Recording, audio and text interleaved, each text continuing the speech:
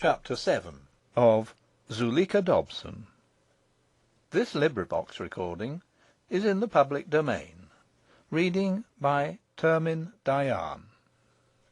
Zuleika Dobson by Max Beerbohm. Chapter 7. The Duke did not try to break the stony silence in which Zuleika walked. Her displeasure was a luxury to him, for it was so soon to be dispelled. A little while, and she would be hating herself for her pettiness. Here was he going to die for her, and here was she blaming him for a breach of manners. Decidedly the slave had the whip hand. He stole a sidelong look at her, and could not repress a smile. His features quickly composed themselves. The triumph of death must not be handled as a cheap score. He wanted to die because he would thereby so poignantly consummate his love, express it so completely once and for all. And she? Who could say that she, knowing what he had done, might not illogically come to love him? Perhaps she would devote her life to mourning him. He saw her bending over his tomb in beautiful humble curves, under a starless sky, watering the violets with her tears. Shades of Novalis and Friedrich Schlegel and other despicable maunderers, he brushed them aside. He would be practical. The point was when and how to die. Time, the sooner the better. Manner, less easy to determine. He must not die horribly, nor without dignity. The manner of the Roman philosophers. But the only kind of bath which an undergraduate can command is a hip bath. Stay, there was the river. Drowning, he had often heard, was a rather pleasant sensation, and to the river he was even now on his way. It troubled him that he could swim. Twice, indeed, from his yacht he had swum the Hellespont. And how about the animal instinct of self-preservation, strong even in despair?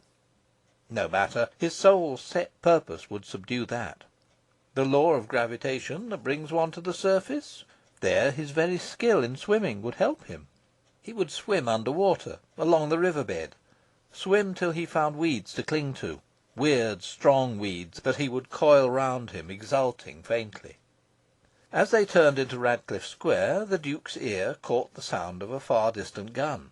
He started, and looked up at the clock of St. Mary's. 4:30. The boats had started. He had heard that, whenever a woman was to blame for a disappointment, the best way to avoid a scene was to inculpate one's self. He did not wish Zuleika to store up yet more material for penitence, and so, "I'm sorry," he said. "That gun, did you hear it? It was the signal for the race. I shall never forgive myself." "Then we shan't see the race at all?" cried Zuleika. "It will be over, alas, before we are near the river. All the people will be coming back through the meadows." "Let us meet them." "Meet a torrent? Let us have tea in my rooms, and go down quietly for the other division." "Let us go straight on." Through the square, across the High, down Grove Street they passed. The Duke looked up at the Tower of Merton. "Hossupot autis alan nun phanostaton." Strange that to-night it would still be standing here, in all its sober and solid beauty. Still be gazing over the roofs and chimneys at the Tower of Magdalen, its rightful bride. Through untold centuries of the future it would stand thus, gaze thus. He winced. Oxford walls have a way of belittling us, and the Duke was loath to regard his doom as trivial.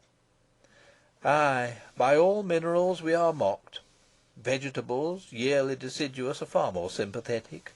The lilac and laburnum, making lovely now the railed pathway to Christchurch meadow, were all a-swaying and a-nodding to the Duke as he passed by.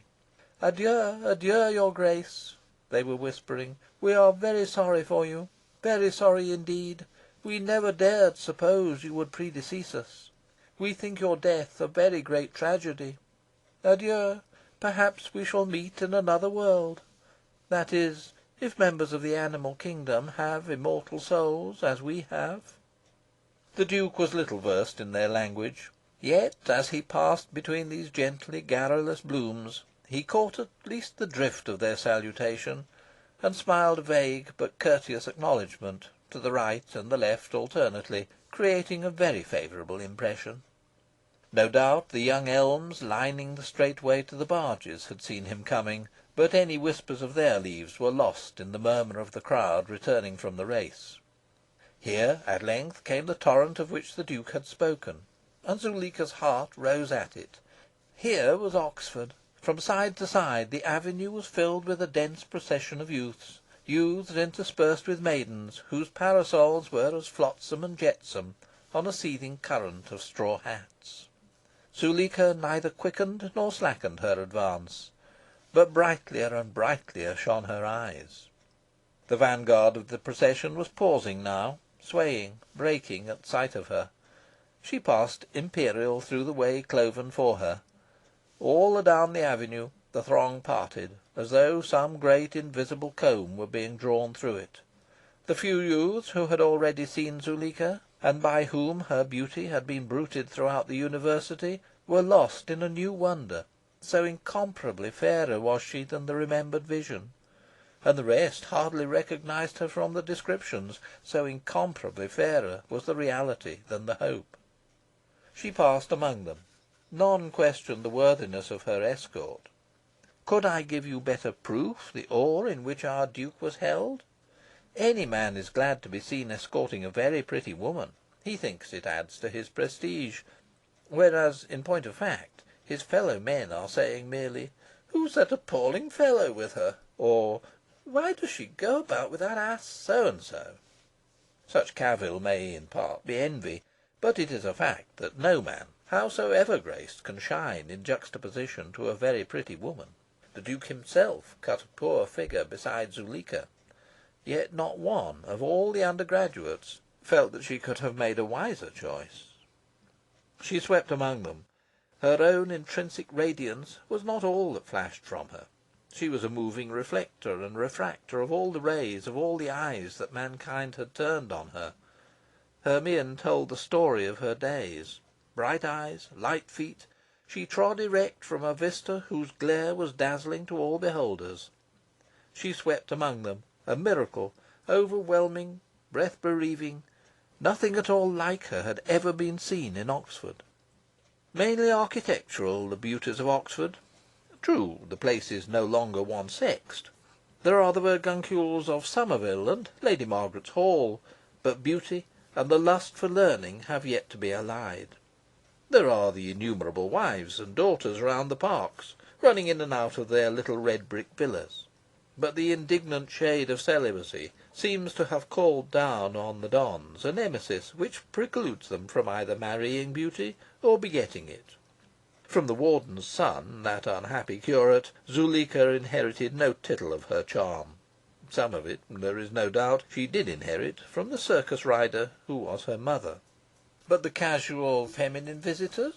Well, the sisters and cousins of an undergraduate seldom seem more passable to his comrades than to himself. Altogether, the instinct of sex is not pandered to in Oxford. It is not, however, as it may once have been, dormant. The modern importation of samples of femininity serves to keep it alert, though not to gratify it. A like result is achieved by another modern development, photography. The undergraduate may, and usually does, surround himself with photographs of pretty ladies known to the public. A phantom harem.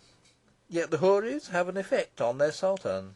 Surrounded both by plain women of flesh and blood, and by beauteous women on pasteboard, the undergraduate is the easiest victim of living loveliness, is, as a fire ever well and truly laid, amenable to a spark. And if the spark be such a flaring torch as Zuleika, marvel not, reader, at the conflagration. Not only was the whole throng of youths drawing asunder before her. Much of it, as she passed, was forming up in her wake.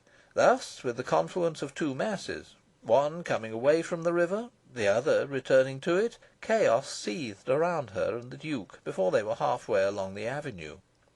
Behind them, and on either side of them, the people were crushed inextricably together, swaying and surging this way and that. "Help!" cried many a shrill feminine voice. "Don't push! Let me out! You brute! Save me! Save me!" Many ladies fainted, whilst their escorts, supporting them and protecting them as best they could, peered over the heads of their fellows for one glimpse of the divine Miss Dobson. Yet for her and the Duke, in the midst of the terrific compress, there was space enough. In front of them, as by a miracle of deference, a way still cleared itself. They reached the end of the avenue without a pause in their measured progress. Nor even when they turned to the left, along the rather narrow path beside the barges, was there any obstacle to their advance. Passing evenly forward, they alone were cool, unhustled, undishevelled. The Duke was so wrapped in his private thoughts that he was hardly conscious of the strange scene. And as for Zuleika, she, as well she might be, was in the very best of humours. "What a lot of houseboats!" she exclaimed. "Are you going to take me on to one of them?" The Duke started. Already they were alongside the Judas barge. "Here," he said, "is our goal." He stepped through the gate of the railings, out upon the plank, and offered her his hand. She looked back. The young men in the vanguard were crushing their shoulders against the row behind them, to stay the oncoming host. She had half a mind to go back through the midst of them, but she really did want her tea, and she followed the Duke on to the barge, and under his auspices climbed the steps to the roof. It looked very cool and gay, this roof, under its awning of red and white stripes. Nests of red and white flowers depended along either side of it. Zuleika moved to the side which commanded a view of the bank. She leant her arms on the balustrade and gazed down. The crowd stretched as far as she could see, a vista of faces upturned to her. Suddenly it hove forward. Its vanguard was swept irresistibly past the barge, swept by the desire of the rest to see her at closer quarters. Such was the impetus that the vision for each man was but a lightning flash. He was whirled past, struggling, almost before his brain took the message of his eyes. Those who were Judas men made frantic efforts to board the barge, trying to hurl themselves through the gate in the railings, but they were swept vainly on. Presently the torrent began to slacken, became a mere river, a mere procession of youths staring up rather shyly. Before the last stragglers had marched by, Zuleika moved away to the other side of the roof, and after a glance at the sunlit river, sank into one of the wicker chairs, and asked the Duke to look less disagreeable and to give her some tea. Among others, hovering near the little buffet, were the two youths whose parley with the Duke I have recorded. Zuleika was aware of the special persistence of their gaze. When the Duke came back with her cup, she asked him who they were. He replied, truthfully enough, that their names were unknown to him. "Then," she said, "ask them their names, and introduce them to me." "No," said the Duke, sinking into the chair beside her. "That I shall not do. I am your victim, not your pander. Those two men stand on the threshold of a possibly useful and agreeable career. I am not going to trip them up for you." "I am not sure," said Zuleika, "that you are very polite. Certainly you are foolish. It is natural for boys to fall in love. If those two are in love with me, why not let them talk to me? It were an experience on which they would always look back with romantic pleasure. They may never see me again. Why grudge them this little thing?" She sipped her tea. "As for tripping them up on the threshold, that is all nonsense. What harm has unrequited love ever done to anybody?" She laughed. "Look at me. When I came to your rooms this morning, thinking I loved in vain, did I seem one jot the worse for it? Did I look different?" "You looked, I am bound to say, nobler, more spiritual." "More spiritual?" she exclaimed. "Do you mean I looked tired or ill?" "No, you seemed quite fresh. But then you are singular. You are no criterion." "You mean you can't judge those two young men by me? Well, I am only a woman, of course. I have heard of women no longer young wasting away because no man loved them.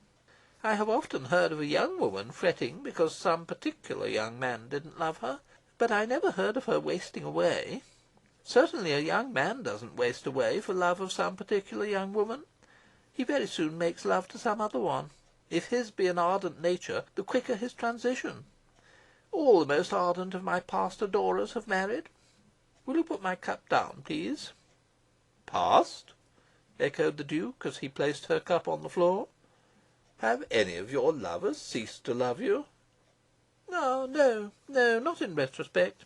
I remain their ideal and all that, of course. They cherish the thought of me. They see the world in terms of me. But I am an inspiration, not an obsession. A glow, not a blight. You don't believe in the love that corrodes? The love that ruins? No, laughed Zuleika. You have never dipped into the Greek pastoral poets, nor sampled the Elizabethan sonneteers? No, never. You will think me lamentably crude. My experience of life has been drawn from life itself. Yet often you talk as though you had read rather much. Your way of speech has what is called the literary flavour. Ah, that is an unfortunate trick which I caught from a writer, a Mr. Beerbohm, who once sat next to me at dinner somewhere. I can't break myself of it. I assure you I hardly ever open a book. Of life, though, my experience has been very wide. Brief, but I suppose the soul of man during the past 2 or 3 years has been much as it was in the reign of Queen Elizabeth and of whoever it was that reigned over the Greek pastures. And I dare say the modern poets are making the same old silly distortions. But forgive me, she added gently, perhaps you yourself are a poet. Only since yesterday, answered the Duke, not less unfairly to himself than to Roger Newdigate and Thomas Gaisford, and he felt he was especially a dramatic poet. All the while that she had been sitting by him here, talking so glibly, looking so straight into his eyes, flashing at him so many pretty gestures, it was the sense of tragic irony that prevailed in him, that sense which had stirred in him and been repressed on the way from Judas. He knew that she was making her effect consciously for the other young men by whom the roof of the barge was now thronged. Him alone she seemed to observe. By her manner she might have seemed to be making love to him. He envied the men she was so deliberately making envious, the men whom, in her undertone to him, she was really addressing. But he did take comfort in the irony. Though she used him as a stalking horse, he, after all, was playing with her as a cat plays with a mouse. While she chattered on, without an inkling that he was no ordinary lover, and coaxing him to present 2 quite ordinary young men to her, he held over her the revelation that he, for love of her, was about to die. While he drank in the radiance of her beauty, he heard her chattering on. "So you see," she was saying, "it couldn't do these young men any harm. Suppose unrequited love is anguish, isn't the discipline wholesome? Suppose I am a sort of furnace, shan't I purge, refine, temper? Those 2 boys are but scorched from here. That is horrid, and what good will it do them?" She laid a hand on his arm. "Cast them into the furnace for their own sake, dear Duke. Or cast one of them. Or," she added, glancing round at the throng, "any one of these others." "For their own sake?" he echoed, withdrawing his arm. "If you were not, as the whole world knows you to be, perfectly respectable, there might be something in what you say. But as it is, you can but be an engine for mischief, and your sophistries leave me unmoved. I shall certainly keep you to myself." "I hate you," said Zuleika, with an ugly petulance that crowned the irony. "So long as I live," uttered the Duke in a level voice, "you will address no man but me." "If your prophecy is to be fulfilled," laughed Zuleika, rising from her chair, "your last moment is at hand." "It is," he answered, rising too. "What do you mean?" she asked, awed by something in his tone. "I mean what I say, that my last moment is at hand." He withdrew his eyes from hers, and, leaning his elbows on the balustrade, gazed thoughtfully at the river. "When I am dead," he added over his shoulder, "you will find these fellows rather coy of your advances." For the first time since his avowal of his love for her, Zuleika found herself genuinely interested in him. A suspicion of his meaning had flashed through her soul. But no, surely he could not mean that. It must have been a metaphor merely. And yet, something in his eyes. She leant beside him. Her shoulder touched his. She gazed questioningly at him. He did not turn his face to her. He gazed at the sunlit river. The Judas 8 had just embarked for their voyage to the starting point. Standing on the edge of the raft that makes a floating platform for the barge, William, the hoary bargee, was pushing them off with his boat-hook, wishing them luck with deferential familiarity. The raft was thronged with old Judasians, mostly clergymen, who were shouting hearty hortations, and evidently trying not to appear so old as they felt, or rather not to appear so startlingly old as their contemporaries looked to them. It occurred to the Duke as a strange thing, and a thing to be glad of, that he in this world would never be an old Judasian. Zuleika's shoulder pressed his. He thrilled not at all. To all intents he was dead already. The enormous 8 young men in the thread-like skiff, the skiff that would scarce have seemed an adequate vehicle for the tiny cocks who sat facing them, were staring up at Zuleika with that uniformity of impulse which, in another direction, had enabled them to bump a boat or two of the previous nights. If to-night they bumped the next boat, Univ, then would Judas be 3 places up on the river, and to-morrow Judas would have a bump supper. Furthermore, if Univ were bumped to-night, Magdalen might be bumped to-morrow. Then would Judas, for the first time in history, be head of the river. Oh, tremulous hope! Yet, for the moment, these 8 young men seemed to have forgotten the awful responsibility that rested on their overdeveloped shoulders. Their hearts, already strained by rowing, had been transfixed this afternoon by Eros's darts. All of them had seen Zuleika as she came down to the river, and now they sat gaping up at her, fumbling with their oars. The tiny cocks gaped too, but he it was who first recalled duty. With piping adjurations he brought the giants back to their senses. The boat moved away downstream with a fairly steady stroke. Not in a day can the traditions of Oxford be sent spinning. From all the barges the usual punt-loads of young men were being ferried across to the towing path. Young men, naked of knee, armed with rattles, post-horns, motor-hooters, gongs, and other instruments of clangour. Though Zuleika filled their thoughts, they hurried along the towing path, as by custom, to the starting point. She, meanwhile, had not taken her eyes off the Duke's profile, nor had she dared, for fear of disappointment, to ask him just what he had meant. "All these men," he repeated dreamily, "will be coy of your advances." It seemed to him a good thing that his death, his awful example, would disinfatuate his fellow alumni. He had never been conscious of public spirit. He had lived for himself alone. Love had come to him yesternight, and to-day had waked in him a sympathy with mankind. It was a fine thing to be a saviour. It was splendid to be human. He looked quickly round to her who had wrought this change in him. But the loveliest face in all the world will not please you, if you see it suddenly, eye to eye, at a distance of half an inch from your own. It was thus that the Duke saw Zuleika's, a monstrous delinquent from a glare.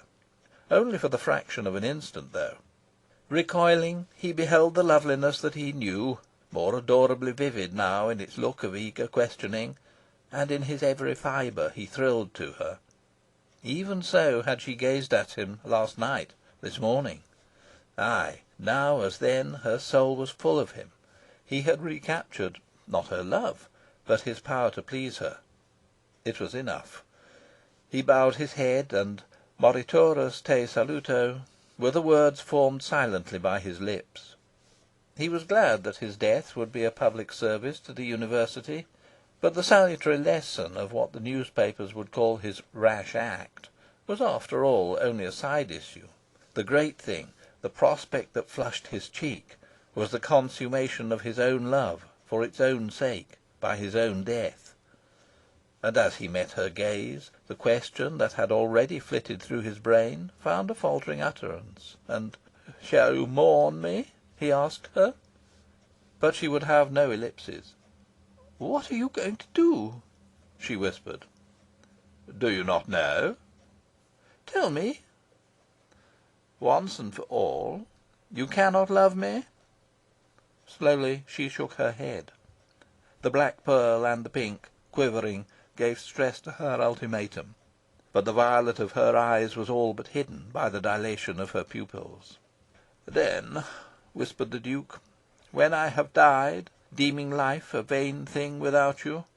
Will the gods give you tears for me, Miss Dobson? Will your soul awaken?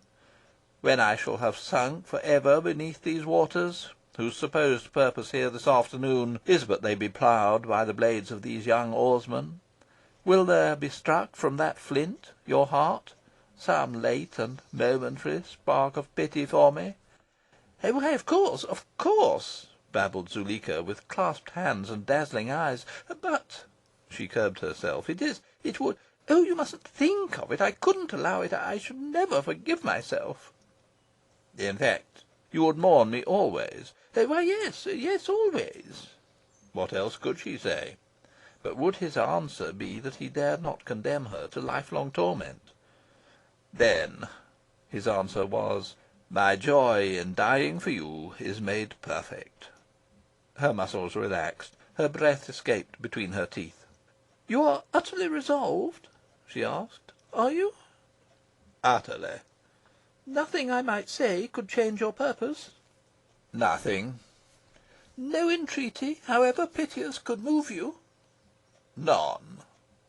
Forthwith she urged, entreated, cajoled, commanded, with infinite prettiness of ingenuity and of eloquence. Never was such a cascade of dissuasion as hers.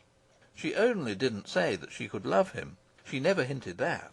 Indeed, throughout her pleading rang this recurrent motif, that he must live to take to himself as mate some good, serious, clever woman, who would be a not unworthy mother of his children.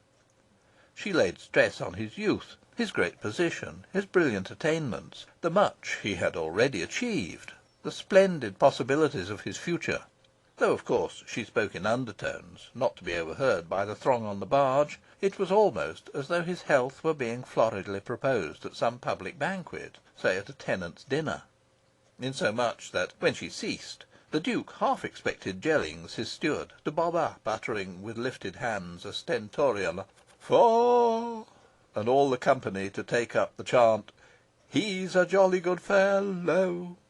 His brief reply, on those occasions, seemed always to indicate that, whatever else he might be, a jolly good fellow he was not.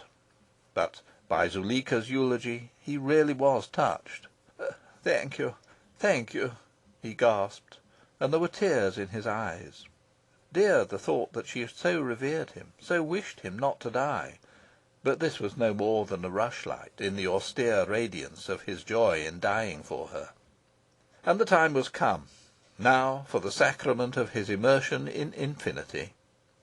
"Good bye," he said simply, and was about to swing himself on to the ledge of the balustrade. Zuleika, divining his intention, made way for him.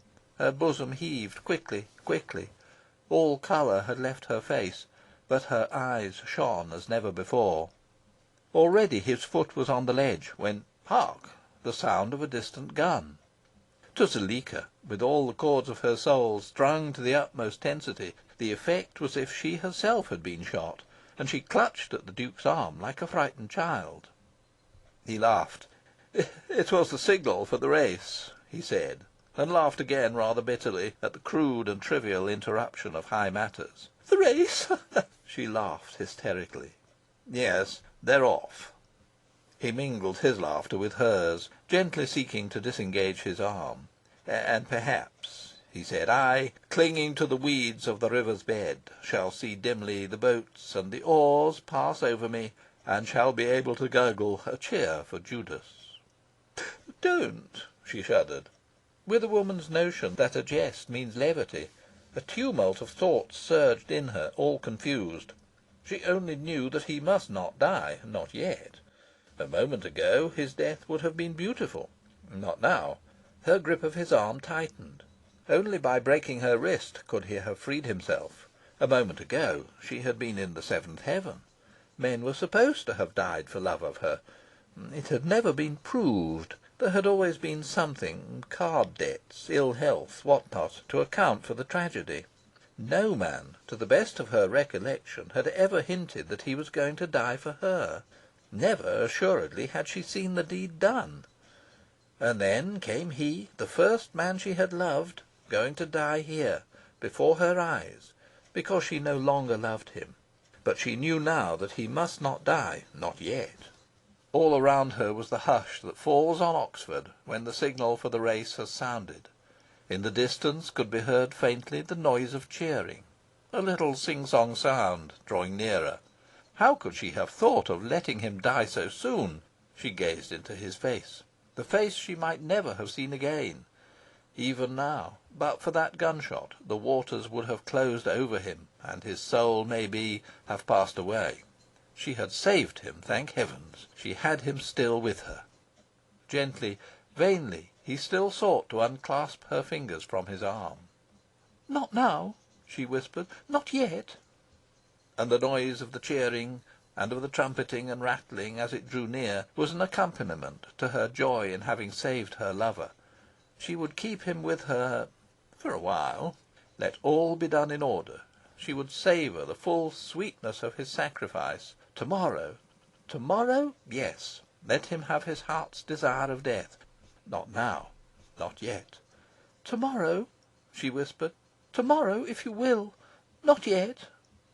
The first boat came jerking past in mid-stream, and the towing path, with its serried throng of runners, was like a live thing keeping pace.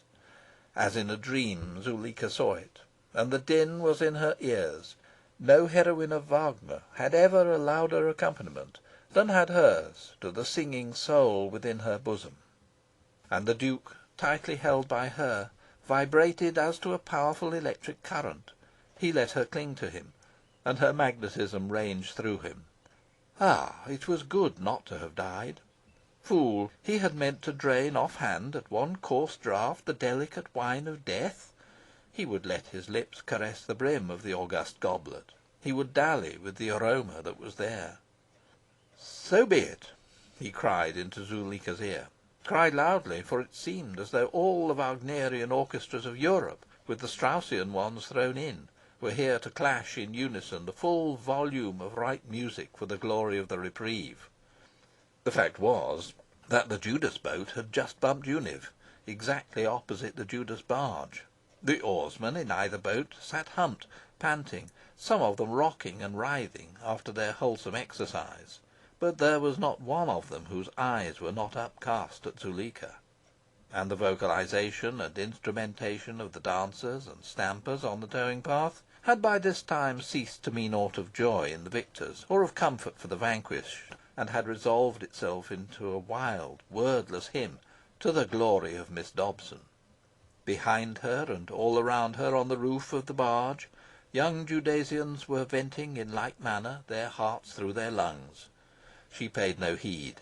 It was as if she stood alone with her lover on some silent pinnacle of the world. It was as if she were a little girl with a brand new and very expensive doll, which had banished all the little other old toys from her mind.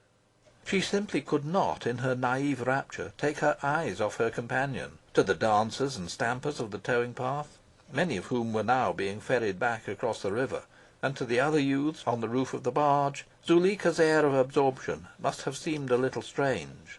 For already the news that the Duke loved Zuleika, and that she loved him not, and would stoop to no man who loved her, had spread like wildfire among the undergraduates. The two youths in whom the Duke had deigned to confide had not held their peace, and the effect that Zuleika had made as she came down to the river was intensified by the knowledge that not the great Paragon himself did she deem worthy of her. The mere sight of her had captured young Oxford. The news of her supernal haughtiness had riveted the chains. "Come," said the Duke at length, staring around him with the eyes of one awakened from a dream. "Come, I must take you back to Judas." "But you won't leave me there?" pleaded Zuleika. "You will stay to dinner? I'm sure my grandfather would be delighted." "I'm sure he would," said the Duke, as he piloted her down the steps of the barge. "But, alas, I have to dine at the Junta to night." "The Junta? What is that?" "A little dining club. It meets every Tuesday." "But you don't mean you're going to refuse me for that?" "To do so is misery. But I have no choice. I have asked a guest." "Then ask another. Ask me." Zuleika's notions of Oxford life were rather hazy. It was with difficulty that the Duke made her realise that he could not, not even if, as she suggested, she dressed herself up as a man, invite her to the Junta. She then fell back on the impossibility that he would not dine with her to-night, his last night in this world. She could not understand that admirable fidelity to social engagements which is one of the virtues implanted in the members of our aristocracy. Bohemian by training and by career, she construed the Duke's refusal as either a cruel slight to herself or an act of imbecility. The thought of being parted from her for one moment was torture to him, but noblesse oblige, and it was quite impossible for him to break an engagement merely because a more charming one offered itself. He would as soon have cheated at cards. And so, as they went side by side up the avenue, in the mellow light of the westering sun, preceded in their course, and pursued and surrounded by the mob of hoarse, infatuate youths, Zuleika's face was as that of a little girl sulking. Vainly the Duke reasoned with her. She could not see the point of view. With that sudden softening that comes to the face of an angry woman who has hit on a good argument, she turned to him and asked, "How if I hadn't saved your life just now? Much you thought about your guest when you were going to dive and to die." "I did not forget him," answered the Duke, smiling at her casuistry. "Nor had I any scruple in disappointing him. Death cancels all engagements." And Zuleika, worsted, resumed her sulking. But presently, as they neared Judas, she relented. It was paltry to be cross with him who had resolved to die for her, and was going to die so on the morrow. And after all, she would see him at the concert to-night. They would sit together, and all to-morrow they would be together till the time came for parting. Hers was a naturally sunny disposition, and the evening was such a lovely one, all bathed in gold. She was ashamed of her ill humour. "Forgive me," she said, touching his arm. "Forgive me for being horrid." And forgiven she promptly was. "And promise you will spend all to-morrow with me." And of course he promised. As they stood together on the steps of the Warden's front door, exalted above the level of the flushed and swaying crowd that filled the whole length and breadth of Judas Street, she implored him not to be late for the concert. "I am never late," he smiled. "Ah, you're so beautifully brought up." The door was opened, and "Oh, you're so beautiful besides," she whispered, and waved her hand to him as she vanished into the hall. Chapter 7